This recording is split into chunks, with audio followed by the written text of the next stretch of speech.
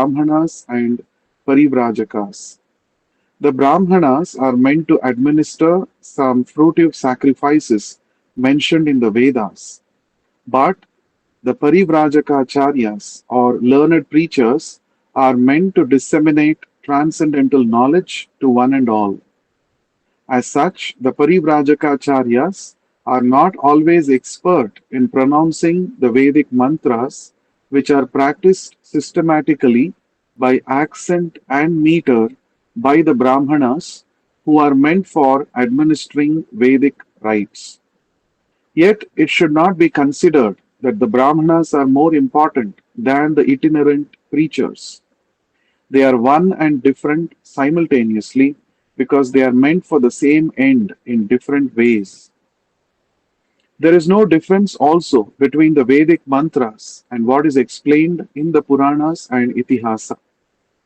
According to Srila Jiva Goswami, it is mentioned in the Madhyandina Shruti that all the Vedas, namely the Sama, Atharva, Rig, Yajur, Purāṇas, Itihāsas, Upanishads, etc., are emanations from the breathing of the Supreme Being. The only difference is that the Vedic mantras are mostly begun with Pranava Omkara, and it requires some training to practice the metric pronunciation of the Vedic mantras. But that does not mean that Srimad Bhagavatam is of less importance than the Vedic mantras. On the contrary, it is the ripened fruit of all the Vedas, as stated before. Besides that, the most perfectly liberated soul, Srila Shukadev Goswami, is absorbed in the studies of the Bhagavatam, although he is already self-realized. Srila Suta Goswami is following his footsteps, and therefore his position is not the least less important because he was not expert in chanting Vedic mantras with metric pronunciation, which depends more on practice than on actual realization. Realization is more important than parrot-like chanting. Thus ends the Bhakti Vedanta purport. So Shaunaka Rishi has been requesting Suta Goswami to narrate the entire Srimad Bhagavatam that he had heard from Shukadev Goswami when Shukadev Goswami spoke to Maharaj Parikshit. So this is the last shloka in the series of shlokas, verses spoken by Shaunaka Rishi, who was actually the spokesperson for the entire group of sages in the Naimisharanya forest. So Shaunaka Rishi spoke a number of verses asking in different ways, asking various details about Srimad Bhagavatam, about the circumstances which led to the compilation of Srimad Bhagavatam by the great learned sage Vyāsadeva, and how this knowledge of Srimad Bhagavatam was transmitted from Vyāsadeva to the self-realized son of Vyāsadeva, that is Shukadev Goswami, and how Maharaj Parikshit, who was such a great emperor, a Mahabhagavata, a pure devotee of the Lord, who was actually the shelter of so many living entities all over the world, who was taking care of the kingdom so well based on the principles of Krishna consciousness.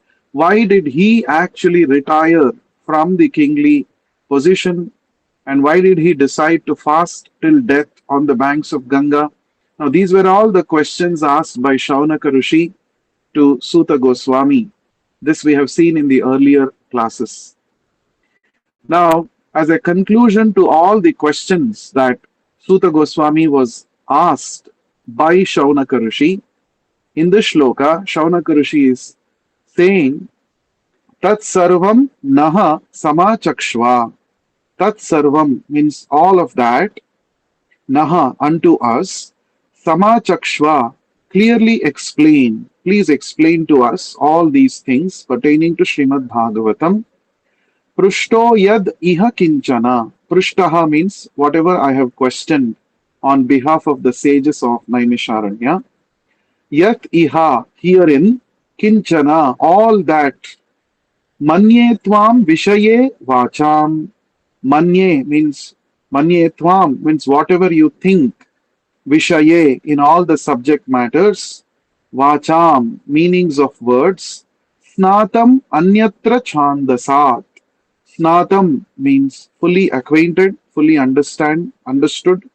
Anyatra means except chandasat, certain portions of the Vedas. O learned Suta Goswami, you are highly learned. You are expert in the meaning of all the subjects and except some portions of the Vedas, Chandasat, Anyatra Chandasat. And thus you can clearly explain the answers to all the questions that we have just put to you. This is the meaning of this shloka. That means Suta Goswami is expert in almost all the sections, portions of the Vedic scriptures, except for a small portion. That is the meaning. So, what is the meaning of this? Why Suta Goswami is not expert in all the subject matters of the Vedas? And why is Shaunaka Rishi particularly pointing out this? So, Prabhupada is explaining in the purport. So, the Vedas are described to be the breath of the Supreme Personality of Godhead. Vedo Narayana Sakshat, it is said. So all the Vedas are coming from the personal breath of the Supreme Personality of Godhead. Now, when we say Vedas or Vedic literature, what all does it include? It includes broadly two categories, Shrutis and Smritis. Shrutis are the four Vedas, Rig Veda, Yajur Veda, Sama Veda, Atharva Veda. And then the Smritis are the Purāṇas, the Itihāsas, and all of these come under Smritis. So the four Vedas, Upanishads come under Shruti. The Purāṇas, Itihāsas like Ramayana, Mahabharata, all of them come under Smriti. So Shruti means that which is directly the word of the Lord, that which is heard directly from the Supreme Lord. That is called Shruti. So the four Vedas, Upanishads come under this category. Now Smriti means that which is recollected by the great sages and put down in writing, and the teachings of the Smritis are in line with the Shrutis. There is no contradiction. So the Smritis include the 18 Purāṇas, the 18 Upapurāṇas, then the Itihāsas or histories, the epics called Ramayana and Mahabharata. So all of these come under Smritis. Now some people think Shrutis are more important than Smritis. No, but that's not the right understanding. As we understand from the great Acharyas in the Parampara system, the Shrutis and Smritis are equally important. In fact, the Smritis are more easily accessible and understood by the common man than the Shrutis.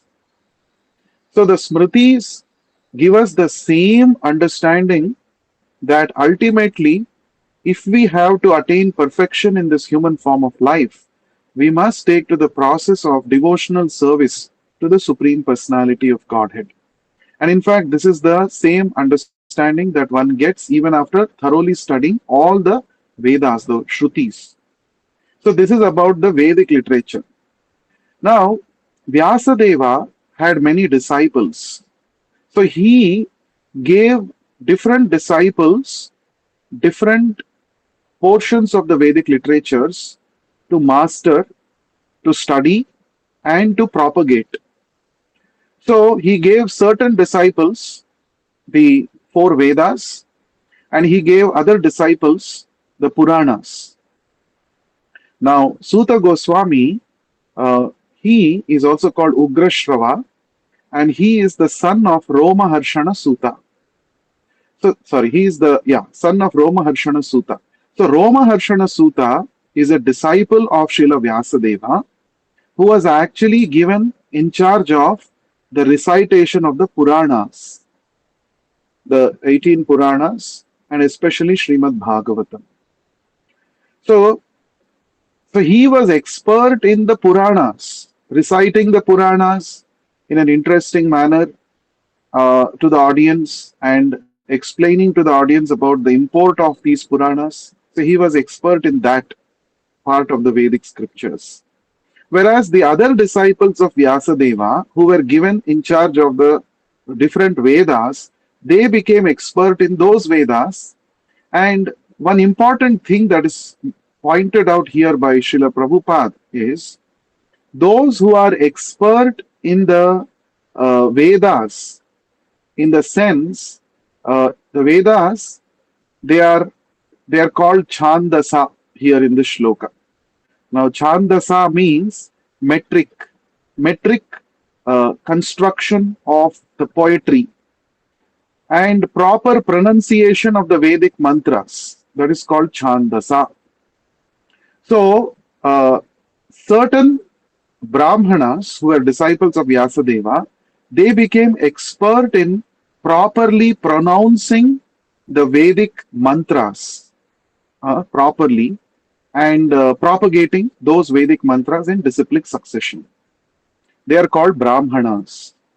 Whereas Romaharshana Sutta, because he was given in charge of the Purāṇas, which is coming under the category of Smriti, he became expert in the study of the Purāṇas. And therefore, he did not actually take up the study of those Vedas or pronunciation of the Vedic mantras in a metrically proper way. So he was not very expert in that.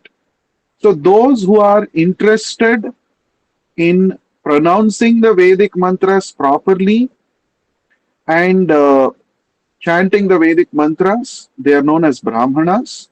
Whereas those who are interested in propagating the message of the Puranas, they are known as Parivrajakas. So the Parivrajakas, they travel from one place to another and they simply instruct the common people about the Puranas. And since the Puranas are very interesting because they contain narration of various stories of incidents that have happened in the past, and everybody likes to hear stories, isn't it? Now, through stories, it is easier to convey the instructions and convey the messages which are actually contained in the Vedas. That means what Suta Goswami was propagating is actually Vedic knowledge only. Puranas are also conveying the same essence of the Vedas only, but in a interesting, in a story format. That's the only difference. So one should never think that the Shrutis are superior and Smritis are inferior. Only the Vedas are superior and the Puranas are inferior. This is not the right understanding. One should not think in this way. So the Parivrajakacharyas, they may not be expert in pronouncing the Vedic mantras to the perfection of the tune and the metrics, all of these.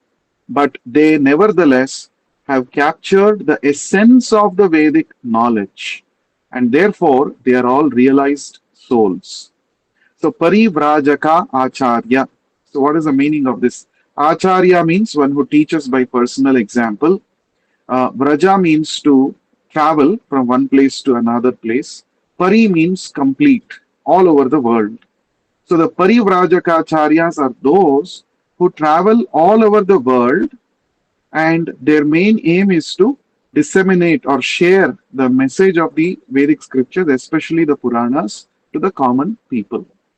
So they may not be expert in pronouncing the Vedic mantras, and this expertise can be gained by practice. One has to practice the accent and meter, and the Brahmanas are very expert in that, because during the performance of yajnas and other rituals, they chant the Vedic mantra, so they have been trained in that way. So one should not consider that the Brahmanas are more important because they are able to pronounce the mantras properly. No, they are equally important. There is no doubt about it. But the preachers, the Parivrajakacharyas, they are also very, very important because they do a very important service of propagating the message of Krishna consciousness to the common people. So that is what we understand from here.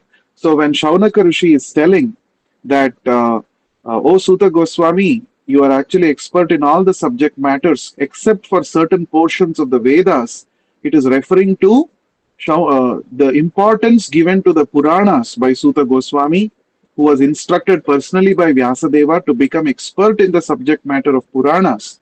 Therefore, Suta Goswami did not bother to actually learn the accent and proper pronunciation of the Vedic mantras. Right? So, and one important thing that Prabhupada is saying is, Srimad Bhagavatam, as it is mentioned in the very beginning of Bhagavatam itself, it is the most ripened fruit of the tree of Vedic knowledge. So if one studies Srimad Bhagavatam, one understands the four Vedas, the Upanishads, the Vedanta, and Mahabharata, Ramayana, everything is present within Srimad Bhagavatam. That's the speciality of Bhagavatam. And it is presented in a very, very interesting manner because it contains narrations of various incidents, various pastimes of the Supreme Lord in his various incarnations, and also the dealings of the Supreme Lord with his pure devotees. Therefore, it is not only the ripened fruit of all Vedic knowledge, but it is also very, very relishable, very, very soothing to the ear and to the mind. So this is the point. Another point that Prabhupada is mentioning is, unlike what some scholars say, that Bhagavatam and Puranas are not as important as the four Vedas. If that was the case, then Shukadeva Goswami, who was actually a liberated soul by birth, he would not have actually taken the trouble of studying Srimad Bhagavatam under the guidance of his father Vyasadeva, and he would not take the trouble of reciting the entire Bhagavatam to Maharaj Parikshit. Shukadeva Goswami would have told Maharaj Parikshit, oh, you don't hear Bhagavatam, you sit down, I will chant the Vedic mantras, you hear the Vedic mantras. No. So Shukadeva Goswami, he took up the process of chanting, speaking the Bhagavatam, the Puranas, and this is the this itself speaks about the greatness of the Srimad Bhagavatam. So another important thing Prabhupada is mentioning, the last point in this purport is, realization is more important than parrot-like chanting. This very, very important statement Prabhupada is making. So Vedic mantras, if one is trained from a very young age, under proper guidance, any child can learn to pronounce the Vedic mantras properly in the right accent. That is okay, that is possible. But realization is more important. Simply parrot-like chanting is not the purpose, because Krishna clearly explains in the 15th chapter of the Bhagavad Gita, 15th shloka, Krishna says, Vedaischa sarvaihi ahameva vedyam. The purpose of studying all the Vedas is to actually know Krishna, to realize Krishna. So if that purpose is not achieved, then simply having an achievement that I know how to chant the Vedic mantras, that is not going to actually help. So realization is more important. Therefore, if you compare the Brahmanas who are expert in chanting the Vedic mantras versus the Parivrajacharya preachers who are self-realized and who know the art of conveying the knowledge of Srimad Bhagavatam to common people, among these two, definitely the preachers of Bhagavatam, the Parivrajakacharyas, are more important than the Brahmanas who are expert in chanting the Vedic mantras.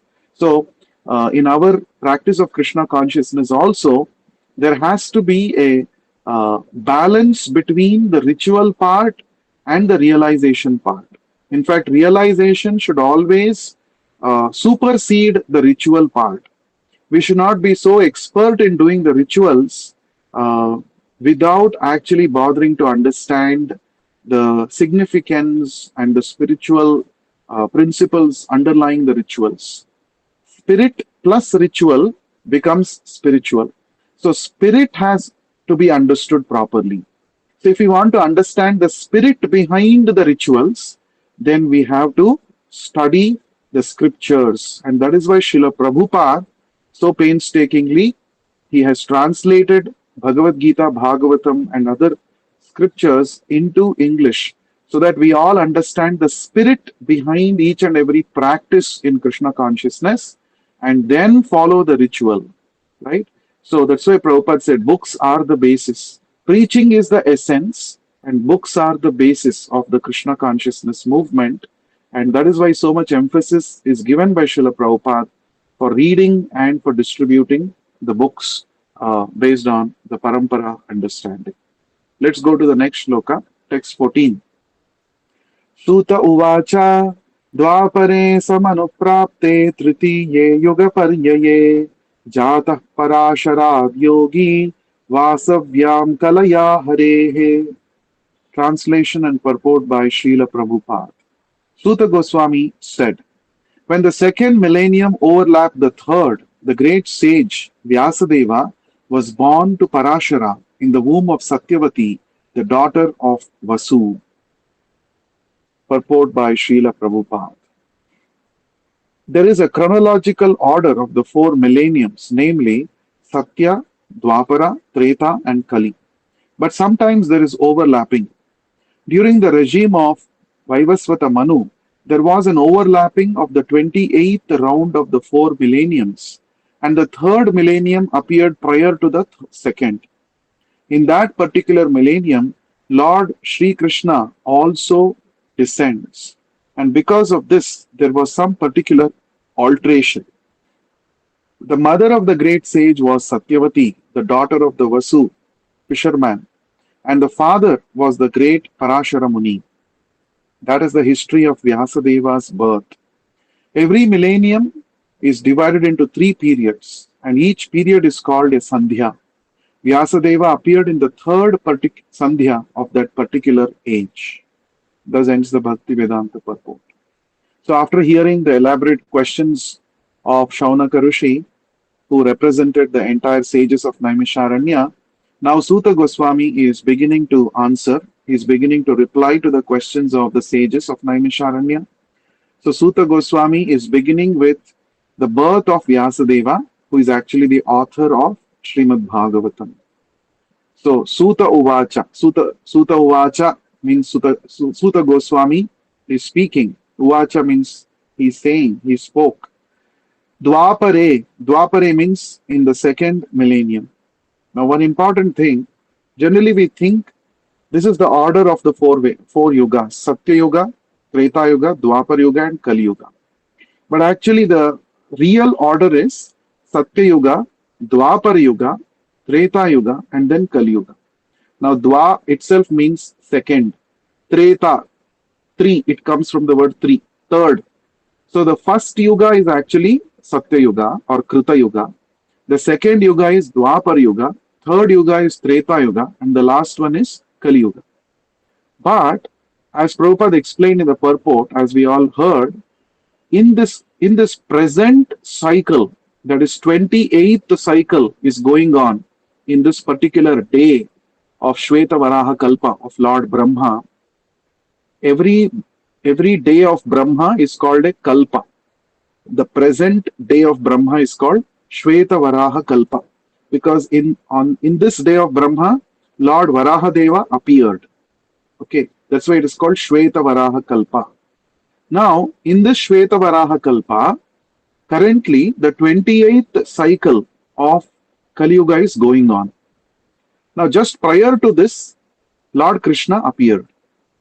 So, Lord Ramachandra appeared in Treta Yuga, but not of this present 28th cycle. That has to be understood. So, generally, the order is Satya Yuga, Dwapar Yuga, Treta Yuga, and then Kali Yuga. But in this particular 28th cycle, there was a difference. Why? Because Krishna, the Supreme Personality of Godhead, had to appear. So therefore, there is a change in the order. Satya, Treta, Dwapara, and Kali. That is the order. So here it is said, Dwapare Samanuprapte. Samana aprapte means on the advent of Tritiye Yuga Paryaye. Yuga Paryayaha means the millennium. Tritiye, third. Generally, Dwapar Yuga comes second, right? But here it is Tritiye. This time it is Tritiye. It is a third time, third yuga. Jataha was born Parasharad as the son of Parashara Muni, yogi, the great sage Parashara Muni. Vasavyam, in the womb of the daughter of Vasu, right? The daughter of Vasu, that is Satyavati, Mother Satyavati. In the womb of Satyavati, through Parashara Muni, Jataha, this Vyasadeva was born. Kalaya, now he's not an ordinary person, he is the plenary portion of the Supreme Lord. He's an expansion of the Supreme Lord himself. We have discussed about this in detail in the previous chapter. Kalaya Harehe. Harehe means of the Supreme Personality of Godhead. So, this is about the birth of Vyasadeva, right? So, the mother of, how did Vyasadeva take birth? Just to recollect what we have discussed in the previous chapter, Parashara Muni, who is a great yogi, a great devotee of the Supreme Lord, he is the one who compiled Vishnu Purāṇa, Parashara Muni. So this Parashara Muni, he met Satyavati. Satyavati was actually the daughter of Vasu, a daughter of fisherman. She belonged to the fisherman community, fisherman community. She was also known as Matsya Gandhi. Matsya means fish, Gandhi means aroma. So since she belonged to the fisherman community, she was given this name Matsya Gandhi. So Parashara Muni met this Satyavati, and he could understand that the Satyavati is going to be the mother of a very special incarnation of the Supreme Lord, who is going to compile all the Vedas and benefit the human society. And therefore, Parashara Muni blessed this Satyavati even before her marriage to actually give birth to this Vyasadeva. And Vyasadeva was born in a island in Yamuna river, and that is why island is Dvipa, and one of the names of Vyasadeva is Dvaipayana. He is called Dvaipayana Vyasa. His full name is Sri Krishna Dvaipayana Vyasa. Vyasa because he divided one Veda into 4, therefore he is called Vyasa. Vyasa means one who divides. And Veda Vyasa because he divided the Vedas into 4, one Veda into 4. So Veda Vyasa. And since he was born on the island of Yamuna river, so he is called Dvaipayana. And since he is an expansion of the Supreme Personality of Godhead, he is also called Krishna. So in the entire Mahabharata, there are 4 Krishnas. One is Krishna, the Supreme Personality of Godhead, who appeared as the son of Devaki and Vasudeva. The other one is Veda Vyasa. He is also called Krishna. The third one is Arjuna. Because of his intimate friendship with Krishna, he is also referred to as Krishna. Arjuna has got 10 names, and one of those 10 names is Krishna. And Draupadi, because she is very, very intimately connected with Krishna also, she is also called as Krishna. So these are the 4 Krishnas in the Mahabharata. So Vyasadeva is actually called as Krishna Dvaipayana Vyasa, and he is the son of Parashara Muni, therefore he is also called as Parasharya. And since he is the son of Satyavati, he is also called Satyavati Sutaha. These are all the different names of Vyasadeva. So when did Vyasadeva appear? He appeared in the Dwapar Yuga, 3rd Sandhya. Now Sandhya means junction. Just like in a day, there are 3 Sandhyas, right? The Sandhya means it's a junction. Early morning, it is called Prataha Sandhya. Prataha Sandhya means it is a junction between night and the beginning of the day. What we call it as dawn. That's called Prataha Sandhya. The time just before the sunrise is called dawn. That's called Prataha Sandhya. And the middle portion of the day, like 12 o'clock in the midday, that's called Madhyanika Sandhya, the middle junction, right? It's like two junctions meeting. The noon time, it's like a culmination of the morning and the evening and the afternoon, right? That's called as Madhyanika Sandhya. And in the night time, in the evening time, just before sunset, that's called dusk. Dusk. So that's called as Sayam Sandhya. So Pratah Sandhya, Madhyanika Sandhya, and Praya, Sayam Sandhya. So three Sandhyas are called there in the day. In the same way, a yuga also has got three Sandhyas. A yuga is divided into three periods, and the junctions is of all these three periods is called a Sandhya. So here it is said, Vyasadeva appeared in the third Sandhya of the Dwapar Yuga. That means towards the end of Dwapar Yuga, Vyasadeva appeared. So that is the understanding of this shloka. Text 15. Sakadachit sarasvatya upasprushya jalam shuchihi vivikta eka asina udite ravi mandale. Translation and purport by Vishwaguru Śrīla Prabhupada. Suta Goswami continued, once upon a time, he, Vyasadeva, as the sun rose, took his morning ablution in the waters of the Saraswati and sat alone to concentrate. Purport by Śrīla Prabhupada. The river Saraswati is flowing in the Badrikashrama area of the Himalayas. So the place indicated here is Shamya Prasa in Badrikashrama, where Sri Vyasadeva is residing. Thus ends the Bhakti Vedanta purport. So Vyasadeva took birth as the son of Parashara and Mother Satyavati, and then it is not described about all the activities of Vyasadeva since his childhood. That is not described. That's not the subject matter here. So here, directly answering to the questions of Shaunaka Rishi, upon why the question, particularly one of the questions asked by Shaunaka Rishi was, why did Vyasadeva compile Srimad Bhagavatam? Even though he had compiled so many Vedic scriptures, he had before writing Srimad Bhagavatam, Vyasadeva had compiled the Vedas, Upanishads, and then he had composed the Vedanta Sutras as a summary of all the Vedic knowledge. Then he had composed Mahabharata, which is called the Panchama Veda, the fifth Veda. But still Vyasadeva was not satisfied. And after that, before that, he had also compiled the 17 Purāṇas and other Upapurāṇas. But still Vyasadeva was not very satisfied. He wanted to compile this. He compiled the Srimad Bhagavatam. So the question asked by Shaunaka Rishi was, why did Vyasadeva compile this particular Srimad Bhagavatam? So, to answer this question, Suta Goswami is beginning to narrate the incident which is leading to Vyasadeva getting inspiration from Narada Muni to compile or to compose Srimad Bhagavatam. Right? Compiling and composing, there are two different things.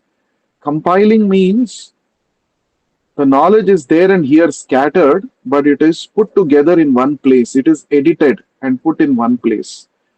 Composing means newly composing the verses, newly creating a literary work. That is called composition. So Vyasadeva compiled the Vedas and Upanishads, but he composed the Purāṇas, Mahabharata and Bhagavatam. So this difference we have to understand. Compiling and composing.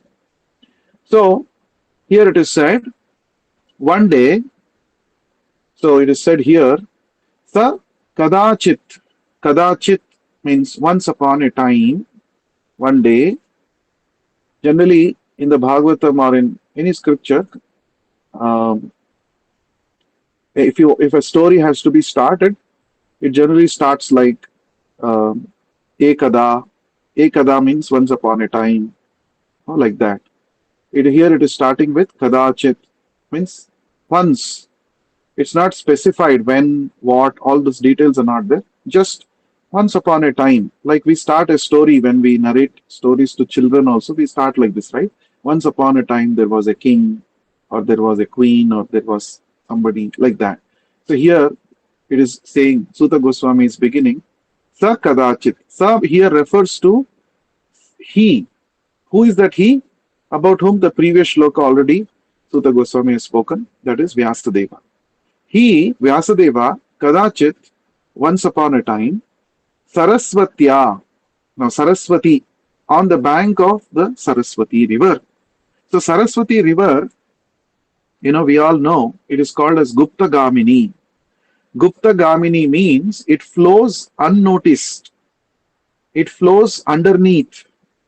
When we go to Prayagraj, we say it is Triveni Sangama, right? Three rivers are joining there. Veni means braid, braid, the hair.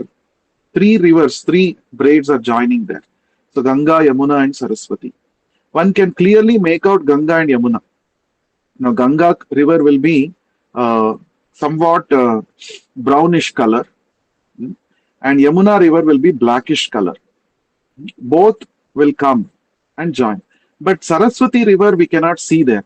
Even if you go to Triveni Sangam and see, it is not visible. So it is said Saraswati river flows underneath. It flows as Gupta Gamini. It is unnoticed to the material vision, right? That is Saraswati. Now, but once upon a time, Saraswati river was flowing full-fledged. Now it has become Gupta Gamini. It has actually become unnoticeable, right? So Vyasadeva's ashrama was on the bank of river Saraswati. Upasprishya jalam shuchihi. Upasprishya means to touch. Now this word is used many times in the Bhagavatam. Whenever any sage wants to give curse to somebody, this word comes, upasprishya. That means the sage touched water and sprinkled water upon such a person, and he uttered the curse. Or whenever someone takes bath also in a holy river, this word comes, upasprishya. He touched the water of the river Ganga or river Yamuna. So upasprishya means to touch. To finish, here Prabhupada is saying, after finishing morning ablutions, right? In the first canto, there is this Ashwathama who released Brahmastra. Now to counter that Brahmastra, Vyasadeva orders Arjuna to also release one Brahmastra. So Arjuna releases a Brahmastra, and sorry, not Vyasadeva. Vyasadeva does not order, but Arjuna himself actually releases a Brahmastra to counter the Brahmastra released by Ashwathama. And at that time also the word comes upasprishya. That means Arjuna touched water, and then he chanted some mantras, and then he released the Brahmastra. So that is the meaning, upasprishya. So after finishing morning ablutions, upasprishya jalam means water, shuchihi, being purified. So one day on the banks of river Saraswati, Vyasadeva took bath, finished his morning ablutions, and after taking bath, he was completely purified, both internally and externally. Because internally, he was purified because he is the Supreme Lord himself, empowered incarnation of the Lord, and he was always chanting the holy names of the Lord, always remembering the Lord. So therefore, internally he was pure. Externally, he became purified by taking bath in the Saraswati river. Now, Vivikte ekaha asinaha, he sat down, ekaha, alone, Vivikte, with full concentrated mind. Udite Ravi Mandale. So he was as the sun was rising in the sky at that time. That means this is early in the morning, in the Pratah Sandhya. Vyasadeva came to Saraswati river, finished his morning ablutions, and sat down alone to concentrate as the sun was rising in the sky. Right? So this is the entire thing. So in 4 lines, the beauty of Sanskrit language is in 4 lines, so many things are conveyed, right? So what did he do? Where was the place? What was happening in nature? And what was his intention? What was he doing? So first of all, it was early in the morning, sun was just rising. Then he was on the banks of Saraswati River. And what did he do? He took bath there. And then he went to a lonely place and he started meditating. So this is the thing. So in 4 lines, so much is described in Sanskrit language. So Sanskrit is the very meaning of the word Samskrita means nicely refined language. It is very nicely refined language. In short sentences, short phrases, huge volumes of knowledge is condensed. That's the greatness of Sanskrit language. So Prabhupada is saying this place was exactly Badrikashrama. Now Badrikashrama is a holy place. Bhagavatam mentions that even today, the twin incarnations of the Supreme Lord, Nara Narayana Rishis, they are in Badrikashrama and they are continuing to perform their austerities to teach the common people the importance of tapasya. So Badrikashrama is the place where Vyasadeva's ashram was situated on the banks of river Saraswati, that is in the Himalayan region. Let's say Himalayan region. Now, many times we may think why holy places or saintly people, they always prefer some hilly area, some rivers, some forests. What is the reason behind this? Now, one reason is it offers a very peaceful environment which is very conducive for the sages to perform tapasya. They're away from the noise and commotion of the towns and cities. So in that way, they can fully, peacefully focus their attention on their sadhana. That is point one. And secondly, Prabhupada also says that such places, they are sattvic in nature. It enhances a person's sattva guna. It calms down our speed of thoughts. It calms down our mind. And only with a calm mind, one can actually focus on spiritual subject matters. Just like if the water is boiling, you cannot see your reflection in the water. But once the water stops boiling and then it is calm, then you can see your face reflection in the water. In the same way, Sattva Guna is all about calming down our mind and senses. And such holy places, especially natural places of natural beauty, help us to come to the Sattva Guna. And one more important thing is here, even though Vyasadeva was situated in a Sattvic place, free from the hustle of the general people, still he took bath because taking bath enhances one's Sattva Guna. It invokes more Sattva Guna. So taking bath is absolutely necessary, whether we are in the forest or we are in the city. Whole night when we are sleeping, we are under the influence of Tamoguna. Early morning, first thing that we should do is get up. And if you want to get rid of the influence of Tamoguna, you should immediately take bath. So taking bath invokes Sattva Guna. It has a calming effect on the body and the mind. It has been proven even by the modern science. So what Vyasadeva is doing is actually a lesson for all of us, right? When the sun is rising, as it is said here, Udite Ravi Mandale, the sun is rising in the sky. Much before that, a devotee should get up and also one should take bath. That's very important, isn't it? Now, one more important thing is, now for us, it's not practical to go to the forest and stay. So Prabhupada says, forest is Sattva Guna, a busy city is Rajoguna, living near sinful places like slaughterhouses, that is tamoguna, but living in the temple of the Lord, that is Shuddha Sattva, transcendental. It is much greater than Sattva Guna. So we can make our place of residence as Shuddha Sattva, transcendental, if there is worship of the Lord, discussion of Bhagavatam, chanting of the holy names of the Lord, then your place, house becomes Vaikuntha. As Bhaktivinoda Thakur says, Grihe take vane take sada hari bhulo nake. So wherever you are, whether you are in house or in the vana, forest, do not forget Krishna. Always chant Krishna's holy names. That's the most important thing that we should all do in our daily lives. Moving on to the next shloka, text 16. Paravarajñasa rushihi kalena vyaktaram hasa yuga dharma vyatikaram praptam bhuvi yuge yuge. Translation and purport by Śrīla Prabhupada. Sutta Goswami continued.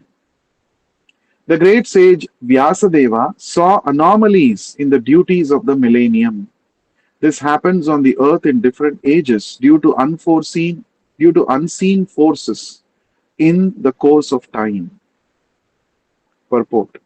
The great sages like Vyasadeva are liberated souls and therefore they can see clearly past and future. Thus, he could see the future anomalies in the Kali Yuga, and accordingly, he made arrangement for the people in general so that they can execute a progressive life in this age, which is full of darkness. The people in general in this age of Kali are too much interested in matter, which is temporary.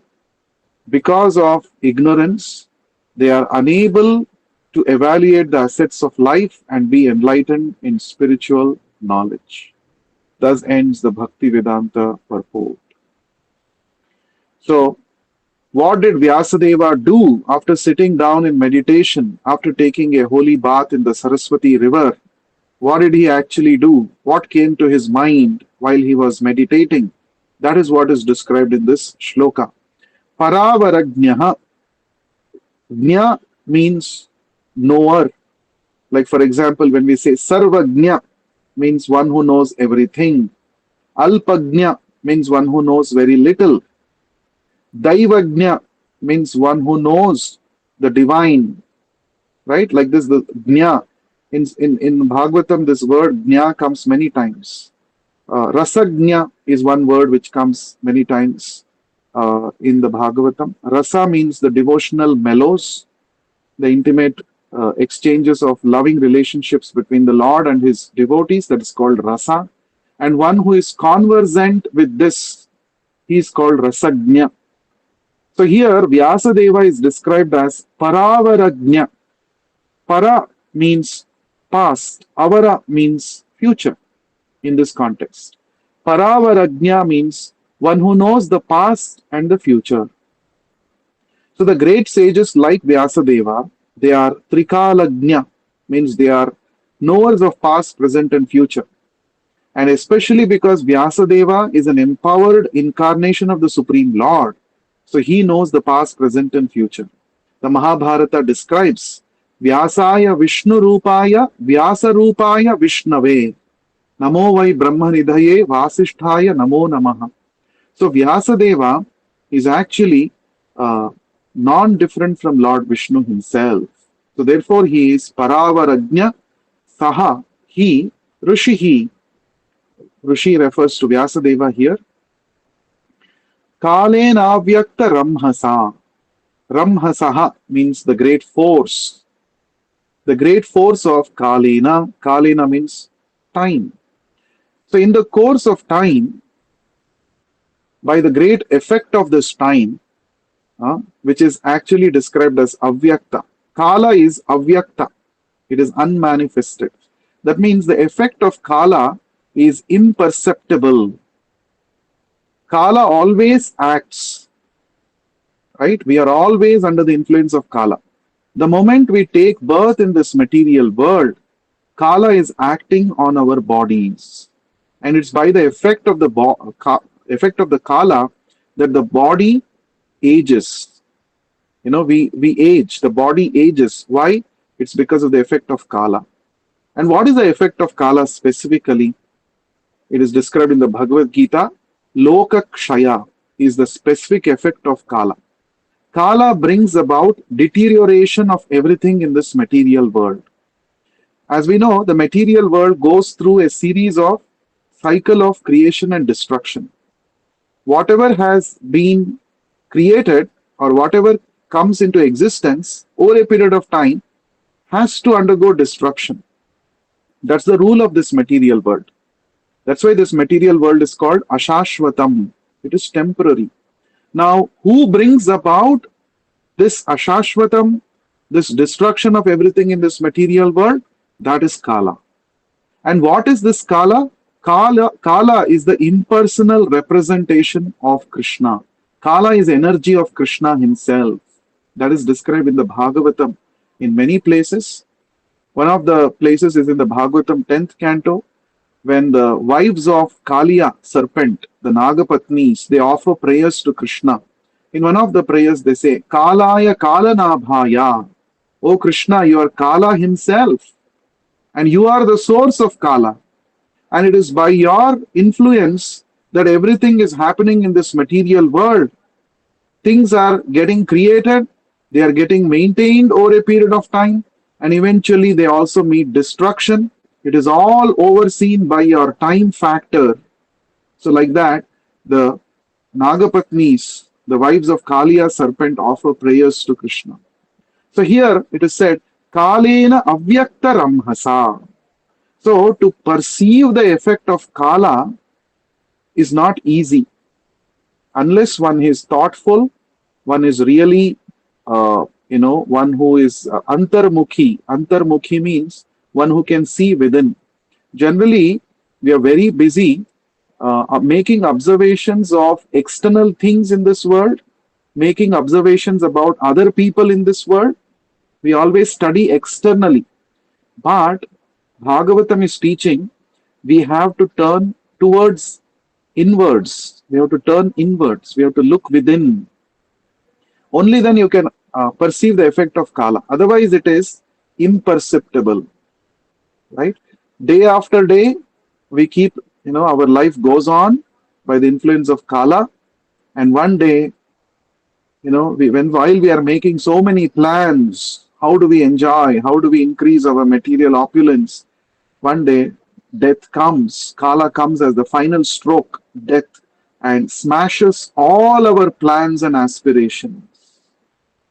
So Kala is ruthless, right? So one has to be very careful after getting this human form of life. How am I utilizing this golden opportunity, the human form of life? We have to be very, very careful. And for that, we need to actually take association of devotees. Durlabha manava janama satsange. First of all, getting human form of life is rare. And on top of that, getting satsanga, association of devotees, is even more rarer. And we are all fortunate by the mercy of Srila Prabhupada, we have got this opportunity. By mercy of Krishna, we have got human form of life. And by the mercy of our beloved spiritual master, Srila Prabhupada, we have got this wonderful association of devotees. We have to make use of this. Otherwise, the Kala will just take away this opportunity. And once the opportunity is gone, we don't know again when we will get this human form of life. So, Vyasadeva, being Paravarajna, the knower of the past and future, he could actually sense that there is going to be an anomaly in the future. Yuga dharma vyatikramam. Vyatikramam means anomaly. Anomaly means something not okay. Something, which is not expected to happen. A deviation, that is vyatikrama. Yuga dharma vyatikrama. So there's going to be a deviation in the in the ages, in the next millennium. That is referring to Kali Yuga. because Vyasadeva was in the Dwapar Yuga, as we have read in the previous shloka. He appeared in the third Sandhya of the Dwapar Yuga. So he saw that there's going to be an anomaly in the future in Kali Yuga. So therefore, he was thinking, what should be done now? Hmm? What should be done? That was his thinking. So great personalities, they always think about the welfare of people in general. They're not interested just to perfect their lives and go back to the spiritual world. They're concerned. Oh, there's going to be anomaly in the Kali Yuga. People are not going to be so religious. They're not going to be spiritual. They don't know the importance of human life. Everything will fall apart. So what should be done? That was the meditation. That was the thinking of Vyasadeva. See, it is because of this thinking of Vyasadeva, Srimad Bhagavatam is available to all of us. So Vyasadeva is an answer to the concern of, Srimad Bhagavatam is the answer to the concern of the great sage Vyasadeva towards the suffering humanity of Kali Yuga. Right? So, if great souls like Vyasadeva, they don't show concern and compassion towards common people like us, then it's very, very difficult for us to actually understand the importance of Krishna consciousness. On our own, because we are all in the material world, in Kali Yuga especially, we are all interested simply in our sense enjoyment. We are not so interested in spiritual liberation or realization. So, on our behalf, Vyasadeva is concerned.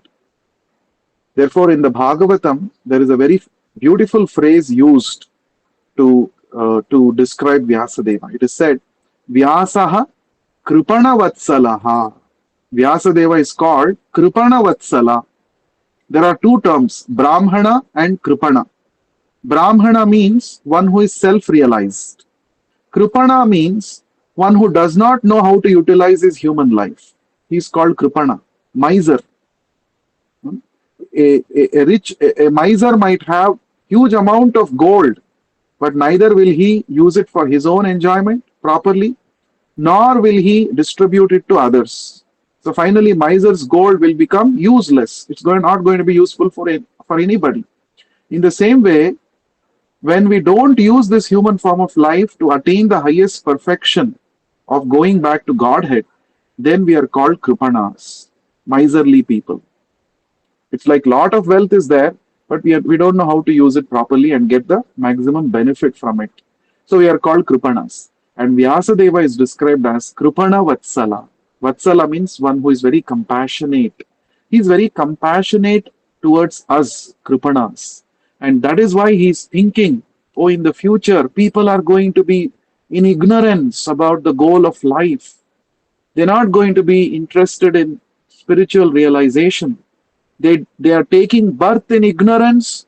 They will live in ignorance and they will die in ignorance. Oh, what a big waste of human form of life. So Vyasadeva was thinking in this way. So he was thinking how to enlighten people in Kali Yuga and invoke interest in them towards spiritual knowledge and realization. If you notice, it is the same spirit which our Acharya Śrīla Prabhupada also inherited from Vyasadeva. Prabhupada was in Vrindavan. It is the desire of every devotee of Krishna to live in Vrindavan and to give up one's body in Vrindavan. So he was very well situated in Vrindavan, but he was concerned for all of us, suffering humanity. And since he was also instructed by the compassionate spiritual master, Srila Bhaktisiddhanta Saraswati Thakur, he was always thinking, Srila Prabhupada was always thinking, how to take this Bhagavatam message across the ocean to everybody in this world. Everybody needs Krishna consciousness.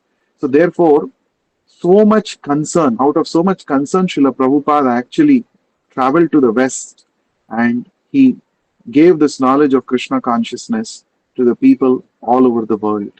So all of us are recipients of this mercy of Srila Prabhupada, Srila Bhaktisiddhanta Saraswati Thakur, and Śrīla Vyāsadeva.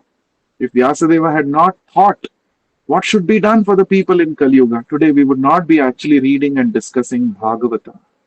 And if Srila Prabhupada had not written these Bhaktivedanta purports, then we would not be able to understand the Bhagavatam written by Vyasadeva, its true spirit. So therefore we should be greatly indebted to all the acharyas, especially our beloved spiritual master Srila Prabhupada.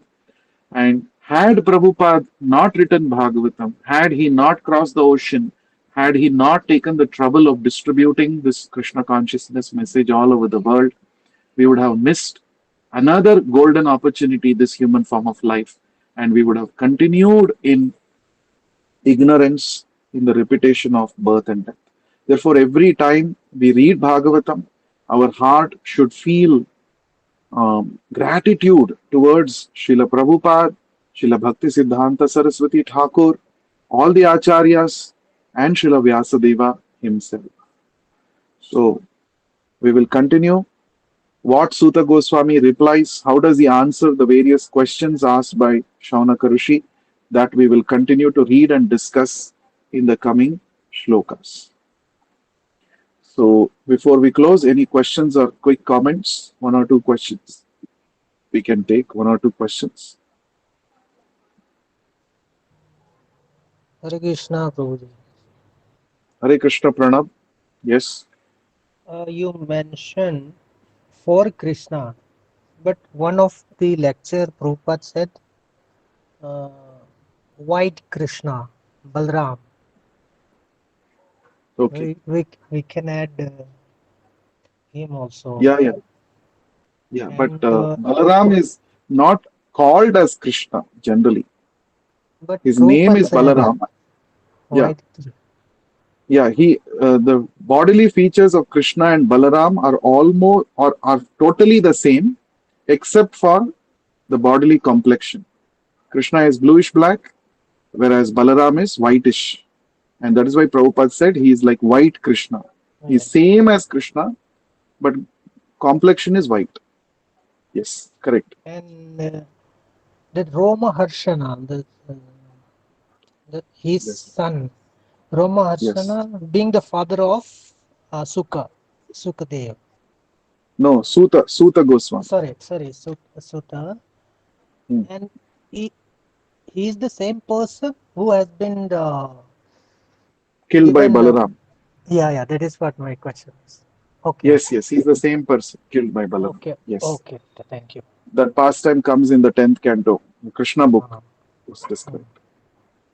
So Balarama killed Roma Harshana Sutta because Roma Harshana Sutta was sitting on a Vyasasana. He was delivering a lecture while all great sages were sitting and hearing. And at that time, the battle of Kurukshetra was going on. And this is the place where this was happening was the same Naimisharanya. And the battle of Kurukshetra was going on, and Balaramji did not want to participate in the battle of Kurukshetra. So he started traveling to holy places.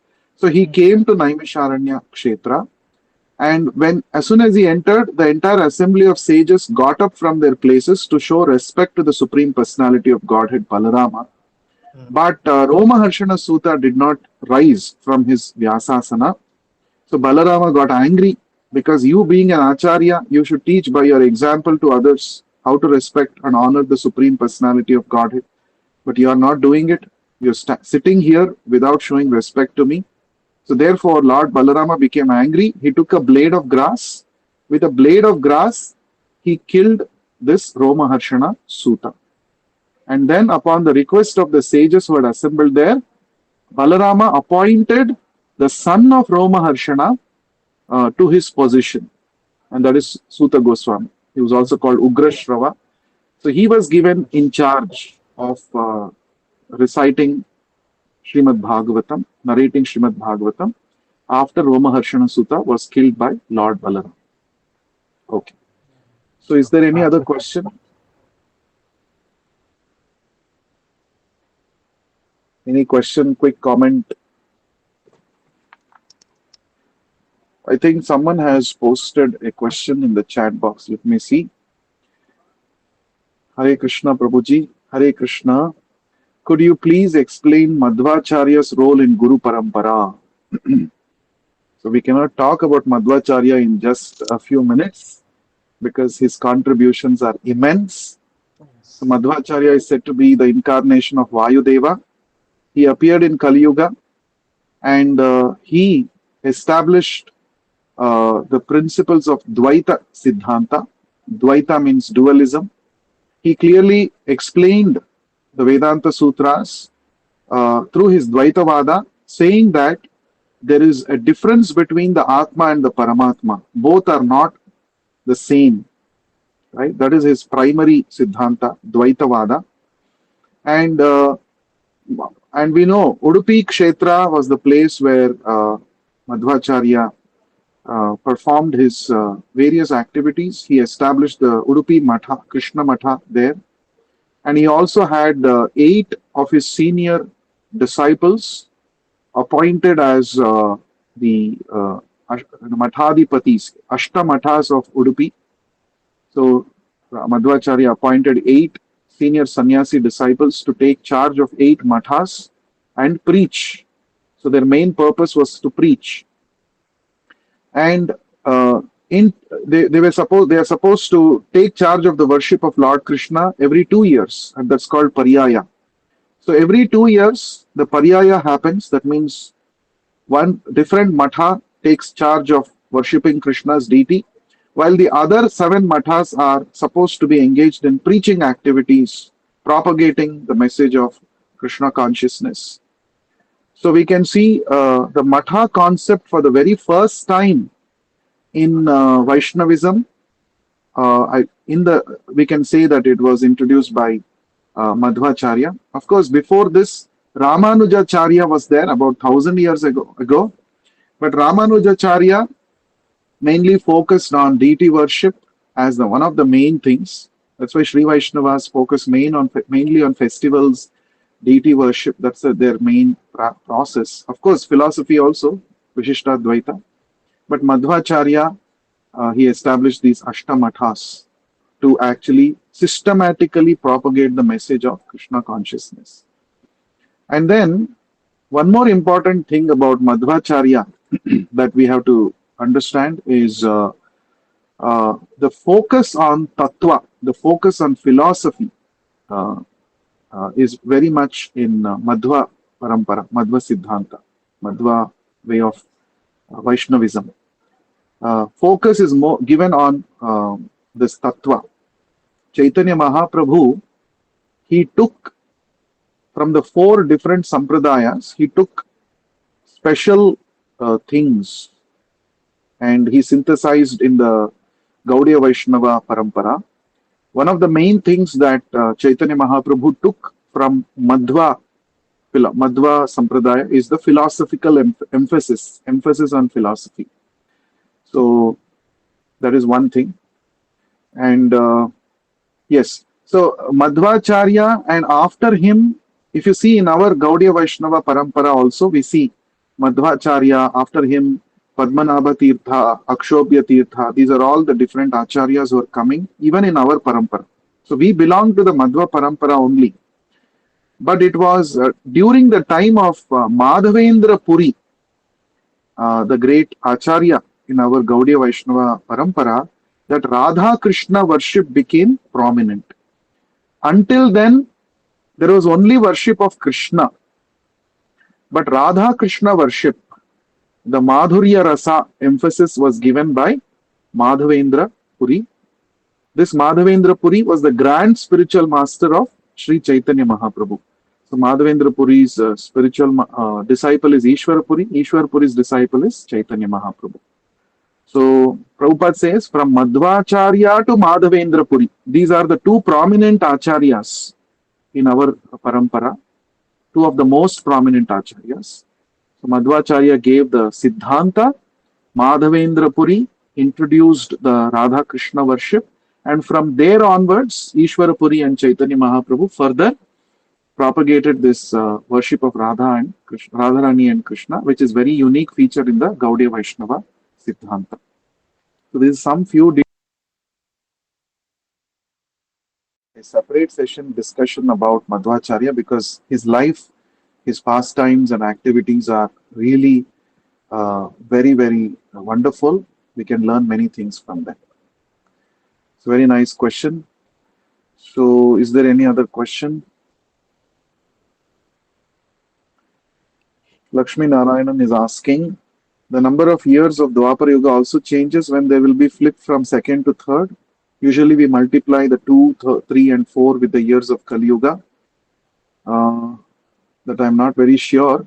I don't want to give a wrong information, but generally, as the yugas proceed, the duration of each yuga decreases. So that is there. So let me check and find out.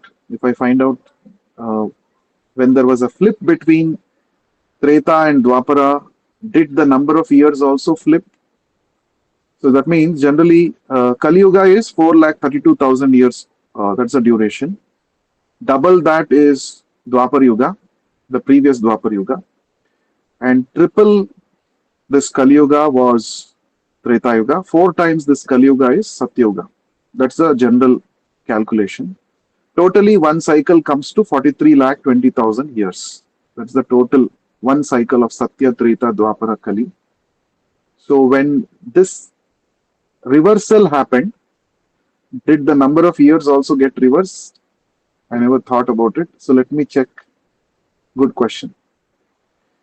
Any other question anyone has? Or shall we close? Hare Krishna, Prabhu. Hare Krishna. Who is that? Prabhu, Gaurav here, Prabhu. Yeah. Yes, Gaurav. Hare Krishna. Yeah. Happy to hear from you after a long time. Yes, Prabhu. Yes. Prabhu, I wanted to ask this Parikshit Maharaj, when he was thirsty, and the sage, he put snake on his neck. Means like it was like he was thinking that sage is not respecting him. This Balram story, when you told, it also felt like that sage didn't the speaker did not stand up to respect him or something like that. So what do we learn from these two instances? What is is there any relationship, or what do we learn here? Yeah, good point.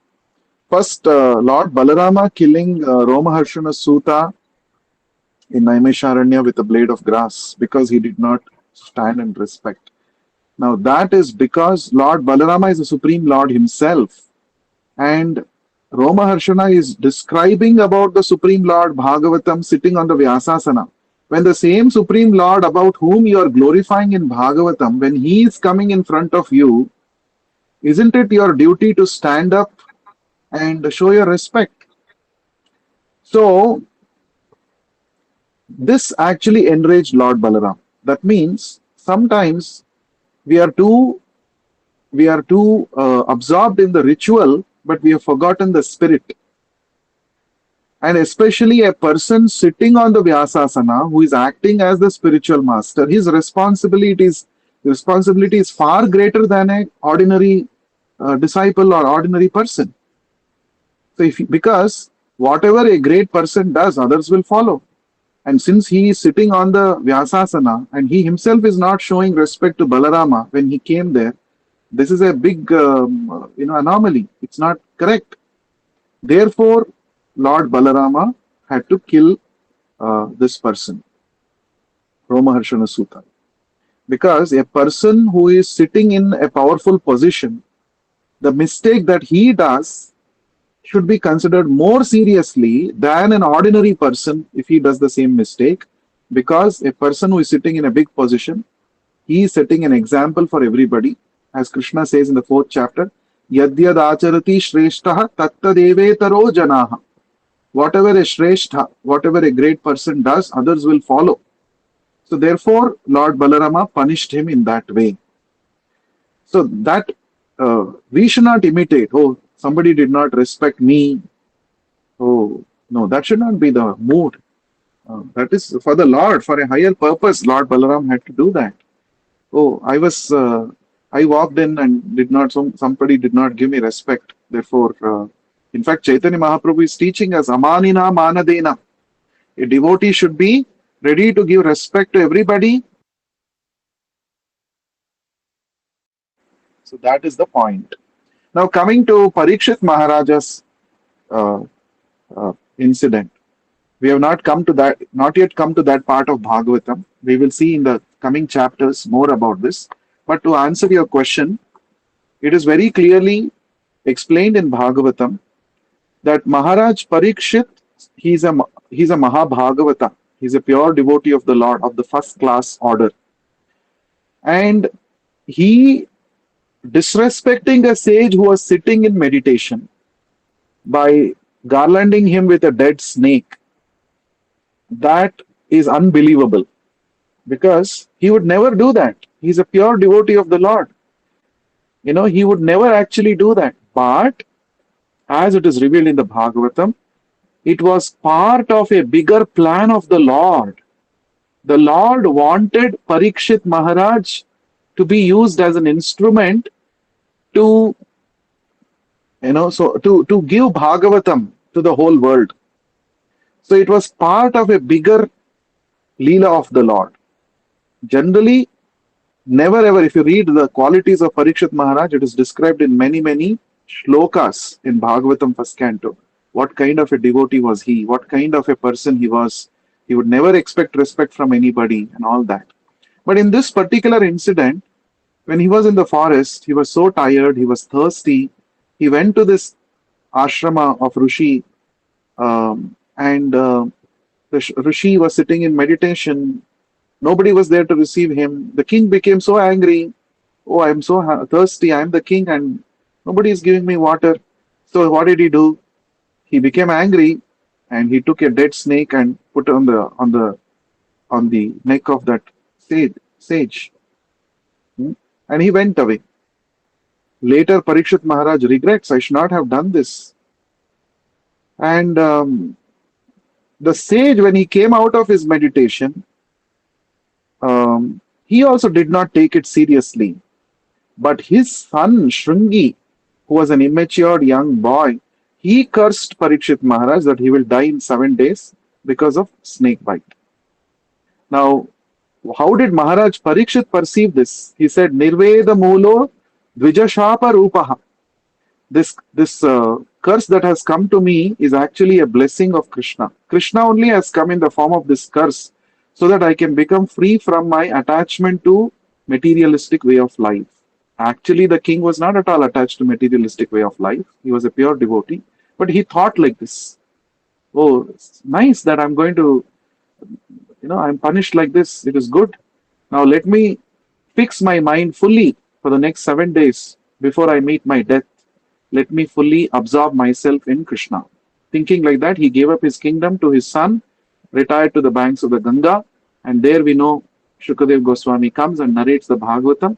So, Bhagavatam says that it is a bigger plan of the Lord, that apparently Maharaj Parikshit did this and he was cursed so that Bhagavatam can become available to the people of Kali Yuga through Maharaj Parikshit.